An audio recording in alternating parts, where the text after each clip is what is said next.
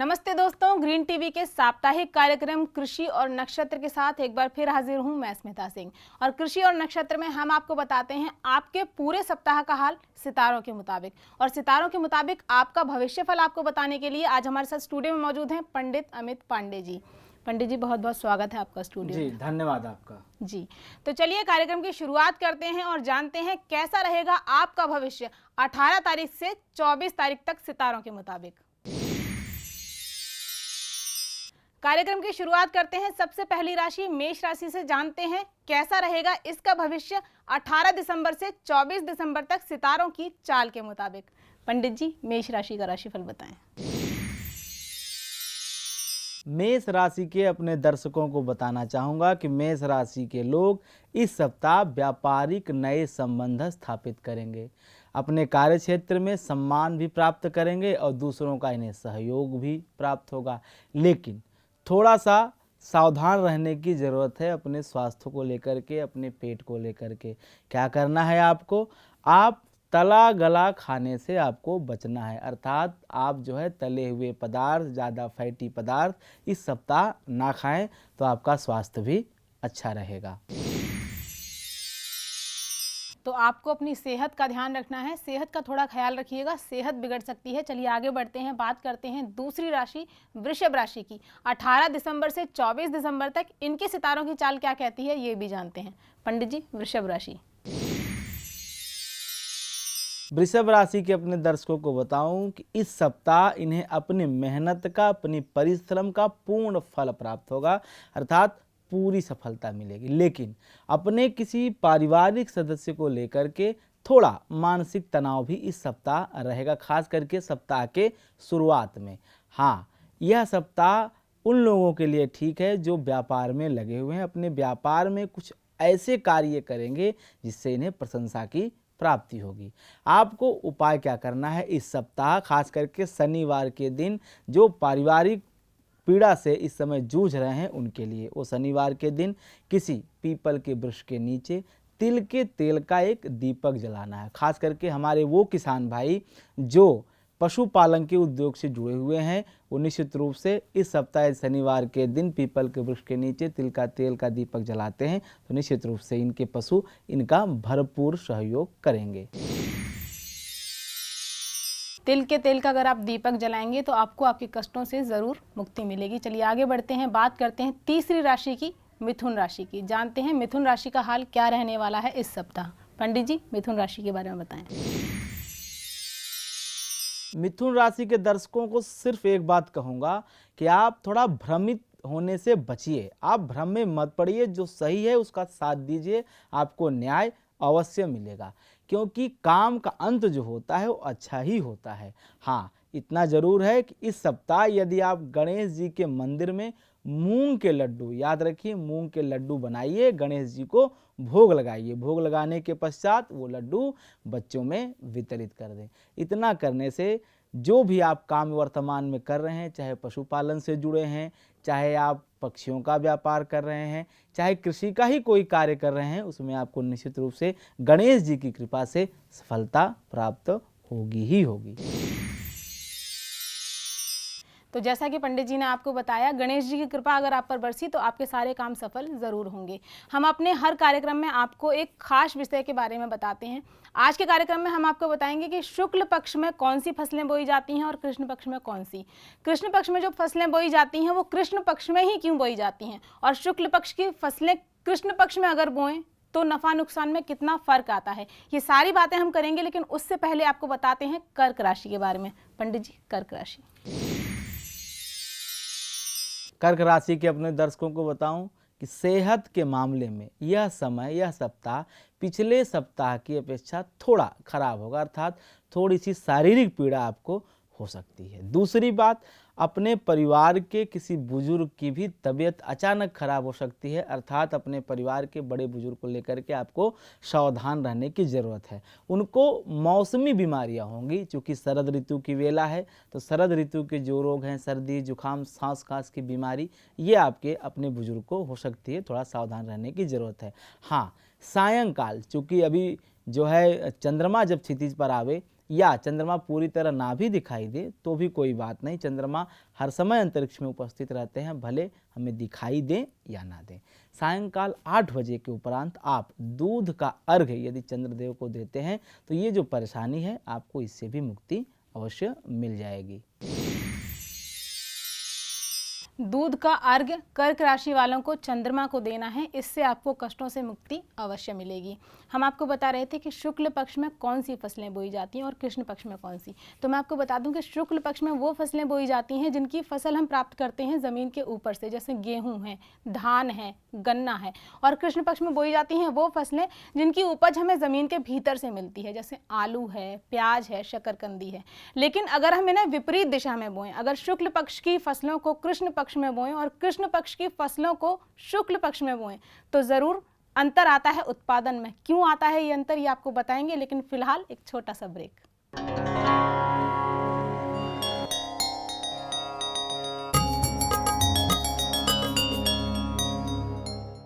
Break के बाद एक बार फिर स्वागत है आपका कृषि और नक्षत्र में, जिसमें हम आपको बता रहे हैं आपके सितारों की चाल पूरे सप्ताह कैसी रहने वाली है 18 दिसंबर से 24 दिसंबर तक। चलिए बढ़ते हैं आगे, बात करते हैं 5वीं राशि की, सिंह राशि के बारे में जानते हैं। पंडित जी, सिंह राशि के बारे में बताएं। सिंह राशि के अपने दर्शकों को बताऊं, इस सप्ताह आप किसी अपने खास संबंधी इंसान से परेशान रहेंगे। कुछ आपके कष्ट का कारण वह आपका वो व्यक्ति होगा जिसे आप बहुत चाहते हैं। इसके कारण आपके जीवन में कुछ परिवर्तन भी आ सकते हैं, लेकिन आप निश्चिंत रहें, अंत में विजय आपकी ही होगी, क्योंकि सिंह का जो स्वामी है वो सूर्य, वह ग्रहों का राजा है। जिस तरह से सूर्य उदय होने पे समस्त अंधकार को दूर कर देता है, उसी तरह अंत में विजय आपको ही मिलेगी। हाँ, अपने राशि स्वामी को आप अर्घ्य देना ना भूलें। आप प्रातःकाल सूर्योदय के समय सूर्य को अर्घ्य अवश्य दें।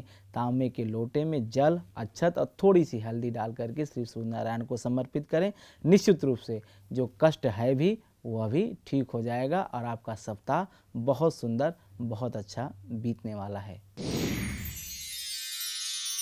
तो विशेष उपाय हर राशि के लिए लेकर आए हैं इस बार पंडित जी, और सिंह राशि वालों के लिए है कि आप सूर्य को जल चढ़ाएं, आपको आपके कष्टों से मुक्ति जरूर मिलेगी। आगे बढ़ते हैं, बात करते हैं कन्या राशि के बारे में, क्या कहती है इसके सितारों की चाल, ये भी जानते हैं। पंडित जी, कन्या राशि। कन्या राशि के अपने दर्शकों को बताऊं कि कन्या राशि के लोगों के चतुर्थ भाव में वर्तमान में सूर्य गोचर कर रहा है। चतुर्थ भाव अर्थात यश का भाव, कीर्ति का भाव, जिसके कारण आपका मान सम्मान इस सप्ताह बढ़ने वाला है। कोई पुरस्कार आप प्राप्त कर सकते हैं। मान सम्मान बढ़ने के कारण आपके पराक्रम में भी वृद्धि होगी, आपका चारों तरफ यशगान होगा। इस सप्ताह कुल मिलाकर के आपका सर्वोत्तम है, अच्छा ही अच्छा है, कुछ भी बुरा नहीं है। आप थोड़ी सी श्री हरि विष्णु की उपासना करें तो आपका जीवन और अच्छा हो सकता है, सुख और शांति की वृद्धि होगी। सुख और शांति की वृद्धि होगी। वैसे आपका ये सप्ताह बहुत बेहतर है, बहुत अच्छा है। तुला राशि के बारे में बात करेंगे, लेकिन उससे पहले बात करते हैं शुक्ल पक्ष और कृष्ण पक्ष में बोई जाने वाली फसलों के बारे में। क्या है इनका ज्योतिषीय महत्व, चलिए पंडित जी से जानते हैं। पंडित जी, मैंने कई जगह पढ़ा भी है और सुना भी है कि कृष्ण पक्ष में हम वो फसलें बोते हैं जो ज़मीन के अंदर होती हैं, आलू है, प्याज है, शकरकंदी है, और शुक्ल पक्ष में वो फसलें बोई जाती हैं जो ज़मीन के ऊपर होती हैं, जैसे गेहूं है, धान है, चना है। तो ऐसा होता क्यों है? क्या हम उन फसलों को कृष्ण पक्ष में नहीं बो सकते जो ज़मीन के ऊपर होती हैं, और जो फसलें ज़मीन के नीचे होती हैं क्या हम उनको शुक्ल पक्ष में नहीं बो सकते? देखिए, ये शुक्ल पक्ष कृष्ण पक्ष का संबंध तो सीधा जनमानस को समझने के लिए ठीक है, लेकिन जो ज्योतिषी मत है उसको स्पष्ट कर दूं। चंद्रमा के बल से ही सारी चीजें हैं। क्यों? क्योंकि ज्योतिष शास्त्र और तमाम पुराण जो हमारे सनातन धर्म के हैं वो कहते हैं चंद्रमा के अधीन ही सारी वनस्पतियां आती हैं। वनस्पतियां अर्थात जितनी हर्ब सर्व ट्री, आप वैज्ञानिक भाषा में समझे, ये जितनी भी चीजें हैं ये चंद्रमा के ही अधीन आती हैं। चंद्रमा को वनस्पतियों का देवता कहा जाता है, ठीक है। इसलिए जो भी वनस्पति उगती है चाहे विकसित होती है उसकी सारी रिस्पांसिबिलिटी, सारी जिम्मेवारी चंद्रदेव की होती है। अच्छा, अब ये बात कि कृष्ण पक्ष में क्यों, शुक्ल पक्ष में क्यों, आप सीधा समझ लीजिए कि कृष्ण पक्ष में चंद्र बल कमजोर होता है, चंद्रमा क्षीण होता है, और शुक्ल पक्ष में चंद्रमा जो है वो बलवान होता है। जी। इसी चंद्रमा के बल को ध्यान में रखते हुए हमारे ज्योतिष शास्त्रियों ने, हमारे मनीषियों ने बीज वपन मुहूर्त का शोधन किया, अर्थात बीज बोने का मुहूर्त कब और क्यों। और चूंकि हर फसल हर मास में नहीं बोई जा सकती, हर ऋतु में नहीं बोई जा सकती, भाई शरद ऋतु में गेहूं बोई जाती है, ग्रीष्म ऋतु में नहीं बोई जाती है, धान वर्षा में बोए, तो इस तरह से ऋतुओं के आधार पे और चंद्रबल को देखते हुए मुहूर्तों की रचना की गई, मुहूर्तों का निर्माण किया गया। ये तो ज्योतिष शास्त्र की बात हुई। अब बात करते हैं चंद्र बल कब मजबूत और कब खराब होता है। देखिए, शुक्ल पक्ष की सप्तमी के बाद जो है वो चंद्र बल मजबूत होता है, अर्थात शुक्ल पक्ष की प्रतिपदा, द्वितीया, पंचमी, षष्ठी में बोने पे कोई लाभ नहीं होने वाला है। लाभ जो मिलेगा वो कृष्ण पक्ष की पंचमी तक मिलेगा। कहाँ से? शुक्ल पक्ष की सप्तमी से लेकर के, माने 5 दिन पंचमी के और 8-9 दिन जो है वो शुक्ल पक्ष के। ये शुक्ल पक्ष की फसलों का, अर्थात जो ऊपर हैं, जैसे गेहूं, धान, जो आप अभी बात कर रही थी, वो सारी फसलें जो प्रत्यक्ष हमें आंख से दृष्टिगोचर हो रही हैं। अब कृष्ण पक्ष अर्थात वो फसलें जो जमीन के अंदर हैं, जिन्हें चंद्र बल की अधिक आवश्यकता नहीं, या यूं समझे जिन्हें चंद्रमा की रोशनी कम भी मिले तो पर्याप्त रूप से पुष्पित और पल्लवित हो सकती हैं, वो फसलें आलू, प्याज, शकरकंदी, जो जमीन के मिट्टी के अंदर मतलब जो सॉइल के सीधे मतलब प्रभाव में रहती हैं, जिन्हें सूर्य की भी बहुत गर्मी या उष्मा की आवश्यकता नहीं, चंद्र मतलब जो रश्मियों के बिना भी स्वयं में अपनी ग्रोथ करने में सहायक होती हैं, जो कि मिट्टी के अंदर के, मिट्टी के गुण से जो मंगल के अधीन मतलब कहीं न कहीं संबंध रखती हैं, ऐसी फसलें। तो कुल मिला के मामला चंद्रमा के बल का है।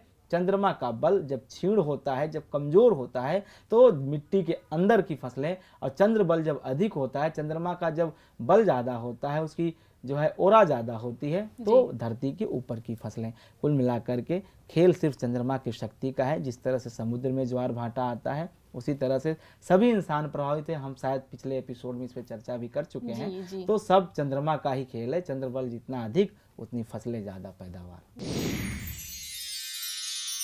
ग्रहों का खेल है, चंद्रमा का खेल है। शुक्ल पक्ष और कृष्ण पक्ष में ये फसलें क्यों बोई जाती हैं, ये आपको विस्तार से पंडित जी ने बता दिया। और चलिए आगे बढ़ते हैं, बात करते हैं अगली राशि तुला राशि के बारे में। पंडित जी, तुला राशि। तुला राशि के वर्तमान समय में तृतीय भाव में सूर्य गोचर कर रहा है। तृतीय भाव पराक्रम का भाव होता है, अर्थात इस सप्ताह आपकी नेतृत्व की क्षमता बढ़ेगी। आप कोई ऐसा काम करेंगे, कुछ जन समूह का प्रतिनिधित्व कर सकते हैं, परिवार को सुरक्षा भी देंगे, परिवार के सामने आने वाली समस्याओं को खुद अपने ऊपर आप वहन करेंगे। हाँ, इस समय आपको एक सावधानी रखनी है। पैसों का लेन देन सोच विचार के करें, बड़े सावधानी पूर्वक करें, नहीं नुकसान उठाना पड़ सकता है। आपको उपाय क्या करना है? इस सप्ताह आप एक अष्ट धातु का कड़ा ले लीजिए, उसे अपने दाहिने हाथ में धारण करिए। निश्चित रूप से आपकी जो भी मुश्किलात आने वाली इस सप्ताह हैं, वो भी आपका साथ छोड़ देंगी और आपके जीवन में सुख, ऐश्वर्य, शांति की वृद्धि होगी। तो ये था तुला राशि का राशिफल। फिलहाल कार्यक्रम में वक्त हो चला एक छोटे से ब्रेक का। ब्रेक से लौटेंगे तो बात करेंगे बाकी बची 5 राशियों के बारे में। फिलहाल एक छोटा सा ब्रेक।